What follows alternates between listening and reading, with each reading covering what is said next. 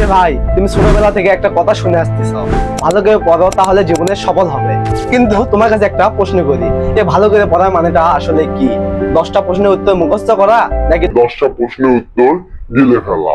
আমাদের লেখাপড়া করতো করতে হবে, নকল আর হবে না। কনসেপ্ট ক্লিয়ার আর লাইফ ফুল। আমি কথা বলছি শান্তিদুর। তুমি 12 থেকে 14 বছর ধরে পড়াশোনা করতেছ, কিন্তু তোমার নিজের কাছে একটা প্রশ্ন জিজ্ঞাসা করো, তুমি কি আসলে কিছু শিখতে পেরেছ নাকি শুধুমাত্র পাস করার ট্রেনিং নিচ্ছ? বাংলাদেশের শিক্ষা ব্যবস্থা কেবল একটা রেস। এখানে কে বেশি জানে সেটা গুরুত্বপূর্ণ নয়, এখানে কে বেশি নম্বর পেল সেটাই যেন সব।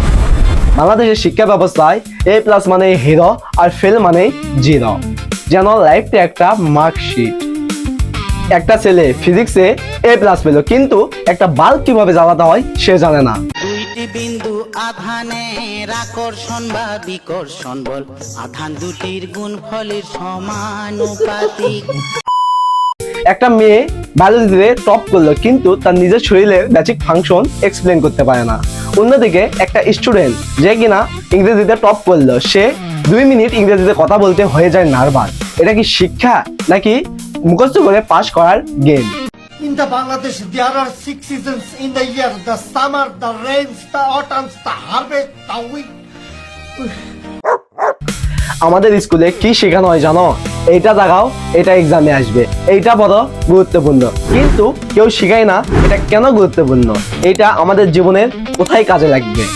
এক্সাম শেষ, খাতা জমা, রেজাল্ট বের হলো, তারপর সব ভুলে যাওয়ার খেলা। মাথা যেন একটা প্রোভাইডার। এক্সাম শেষ মানেই ফর্ম। আমাদের শেখানো হয় না কিভাবে চিন্তা করতে হয়, কিভাবে সমস্যা সমাধান করতে হয়, কিভাবে নতুন কিছু তৈরি করতে হয়। আমাদের শুধুমাত্র একটা জিনিসই শেখানো হয়, কিভাবে মুখস্থ করতে হয়।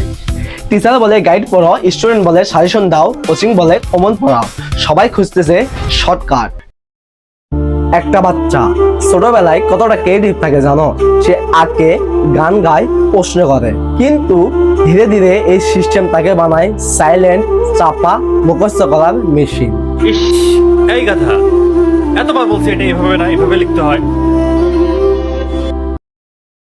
তুমি কি জানো আজকের দিনে যারা সাকসেসফুল মানুষ তাদের মধ্যে অনেকেই ক্লাসের ফার্স্ট বয় ছিল না, কখনোই তারা A+ মেশিন ছিল না, কখনোই তারা মুখস্থ মেশিন ছিল না। তারা একটা কথাই জানতো, কিভাবে পড়ে গিয়ে উঠে দাঁড়াতে হয়, কিভাবে নতুন করে শুরু করতে হয়। এই একটা বিষয় জানে বলেই তারা আজকের দিনের একজন সাকসেসফুল মানুষ। তাই সমস্যা তুমি নয়, সমস্যা এই সিস্টেম। এই সিস্টেমে তোমাকে বানানো হচ্ছে না একজন ক্রিয়েটিভ মানুষ, বরং বানানো হচ্ছে তোমাকে একজন কোশ্চেন ব্যাংক, যাকে এক কথা বলা যেতে পারে রোবট। তাই আজ থেকে একটা ডিসিশন নাও, তুমি কি শুধুমাত্র নাম্বারের জন্য পড়বা নাকি ভবিষ্যতের জন্য পড়বা। মনে রাখবা, A+ তোমাকে একটা সার্টিফিকেট দিবে, কিন্তু স্কিল তোমাকে দেবে একটা সুন্দর ভবিষ্যৎ। Light off.